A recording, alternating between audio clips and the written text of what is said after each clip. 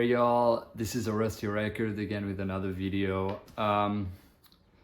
So yeah, these past few days I've come up with this idea of mine that I actually want to talk to you about records from my motherland. And yes, I actually live in Switzerland. This is not where I was born, so we all have this country that we are born in. And as for a fact, I kind of hold a lot to that country. And yeah, so first of all, I want that you guys kind of guess where I'm from. I believe it will not be easy, but a few friends of mine that could possibly watch this video, of course they know where I'm from, but yeah, leave in the comments supposedly guess where I'm from. And yeah, let's get into the video. So yeah, I kind of need to tell you because otherwise I will unveil the mystery showing you these records. I'm actually from Portugal. I've moved to Switzerland in my youth. I was like 10, 11 years old, something like that. I kind of dig my way through all the way to Switzerland with my parents. We immigrated here, and yeah, so far so good. Been living quite a good life. And let's jump into the records. So I'm gonna show you a few albums, like a dozen of them, and like a dozen as well of 45s. Stay tuned till the end of the video because I'm gonna show you like some bangers in 45s. So yeah, so these all albums are from Portugal, and starting off we have this band is called Mestre. This is not an original, this is a reissue done by Guerson, and the band is called Petrus Castros, by the way, sorry. But yeah, the album name is Mestre, and yeah, this is a really good band. So yeah, they are really proggy. There's a lot of diversity inside this album as well, but really lovely guitar playing by the man, how is he called? Yeah, Pedro Castro, which is, that man was like a bit everywhere, I believe. He was in the scene, in a Portugal scene of the 70s, he was a bit everywhere, and you have a lot of great songs here. My favorite here is probably SARL, or Velho Avarento, which is the first side of the first song of the side B, and the third song of the side B as well. Just absolutely greatness. Check this album out if you haven't already. It's really good. And give me a shout out if you have done it. So yeah, this is Mestre. And next up, all right, this is more of a singer-songwriter kind of stuff with some psychedelia mixed in. This is Fausto, Procedere Vier, which means for what comes and comes after that, like something like that. Yeah, this guy is like really like you know, playing some folksy stuff with a lot of poetry inside. I believe all songs were written by him, or by him and friends of his. Yeah, you have like all the guys that were up there when the Portuguese Independent Day came up. All these big figures like Vitorino, which was, you know, another one that was up there trying to fight, you know, for freedom and stuff like that. But yeah, here you have like some you know, guitars, bass, percussions, and you actually have a Moog here on the, what is it, like the 6th song here. My favorite here is Marcolino, which has a really like stone vibe. And yeah, Fausto, this is an original press, Portuguese press on Orfeu. Amazing album as well. And yeah, next up is probably the album I like the most here. just because of the fact he has so much good energy in it, and I really enjoy. It has like bits of Pink Floyd and bits of harder stuff. Like actually, one song in there reminds me of Black Sabbath. Anyways, this is Experiencia. Yeah, it's pronounced like that. First time I saw this cover, I thought like it's gotta be some South American grail or something like that, you know, because of all the vegetation and the oliveras. I believe those are oliveras. Anyways, lovely album. Not a lot of people know about this, but really beautiful. It has like Baroque pop moments inside. It has like some prog rock. It has some heavy psych here in Desta Pa Outra, second song of side B. It reminds a lot of yeah, Black Sabbath and stuff, but really enjoying this album. It's like a really frequent on my turntable. But yeah, Experiencia. It has been reissued like in 2019, something like that. But yeah, amazing album.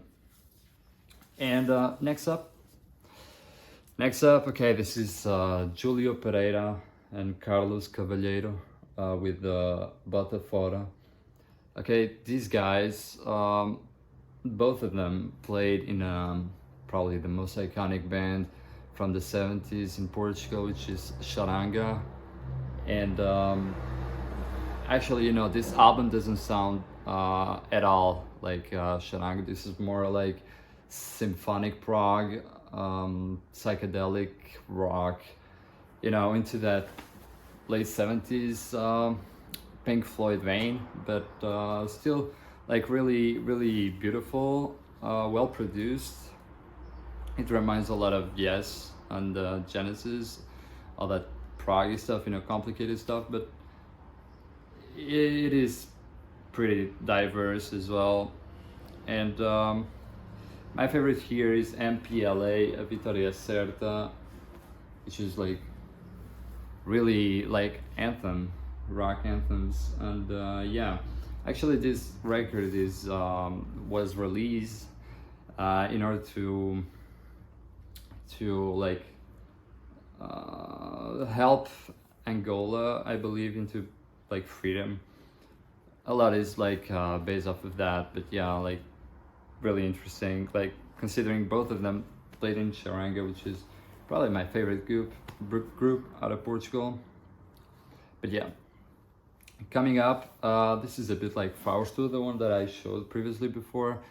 Once again, not a lot of people know about this record or any of these records, but yeah, I believe they are worth checking out. At least this is José Jorge Latria with Até ao Pescoço.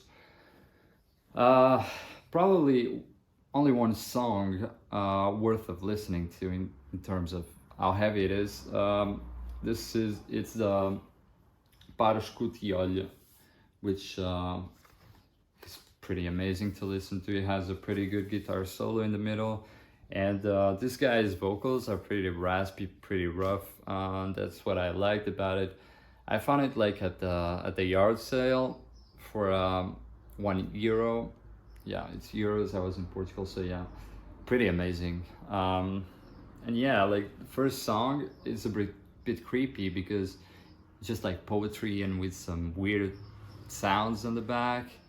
I believe there's like some clock ticking or something, but really interesting find. And yeah, next up on the list, this is the Pop 5 Music Incorporated. These guys are really amazing guys, and this guy went on to become like a pretty popular figure in Portugal. Matter of fact, I didn't even know he had a band back then. But yeah, really, really lovely sounds. And most of this album is like just covers from the Beatles, Rolling Stones, and even Creedence Clearwater Revival with Proud Mary here. But yeah, you have Blackbird from the Beatles, of course, and you have Fire from Jimi Hendrix. Like, just, I believe all of them are covers, but really well played. And I mean, this one goes for like 200 on Discogs, $200. Yeah, lovely album. Check these guys out. Yeah. And next up on the list, and the last album that I'm gonna show, this is the Banda do Casaco with Coisas do Arco da Velha. Now this one is really rural stuff, really, it has female vocals in it, and they use like a bunch of instruments, and all of it is really like heavenly played with like really lovely melodies. And yeah, my favorite here is absolutely Olá Margarida, which is the last song of side A. Lovely. And yeah, the last song of side B as well, Cantiga de Vozinhas. Lovely album. Check these guys out as well. It has like really Latin sounds. A lot of it might recall the Spanish albums, and you know, all these characteristics of their sounds. Okay, so moving on a bit to the 45s. This one, I mean, not talking about this much a lot, but just wanted to say this out. You know, this is Albatross. This is actually an EP. It has 3 songs in it. These guys play like AC/DC a bit here and there. You can get like some nuances here, but yeah, this is original Portuguese pressing as well. Next up, you get like proggy bands as well, played totally like Yes. This is Psycho. Not really that psycho, but yeah, like funny name for such a band. But yeah, they play like, you know, like these complicated Yes and Gentle Giant and Genesis riffs and so on. Yeah, Psycho. Next up, this is my, maybe not my favorite, but my second favorite. This is the Beatniks. And gosh, how much I love these guys. Like this specific single, and they have another one which was released after. You know, you get just mix in Blue Cheer, Led Zeppelin, and bits of Sabbath, and you get like the Beatniks. And really interesting that these guys could release such a sound back then. And this was released in 1971, and I just remind that Portugal was in dictatorship until 1974, so how this got out, just unbelievable. And of course, like saving the best for last, this is, you guessed it, Charanga with Acid Nightmare, probably the best known song out of all the Portuguese catalog, in amidst the side collectors. But yeah, I mean, I got this thankfully due to a friend, Baron. Baron, if you're watching this, like, thank you very much. This is the original Portuguese pressing on zip. Absolutely lovely song. That Acid Nightmare, it belongs to the 80s. It's that good. It's really like heavy metal.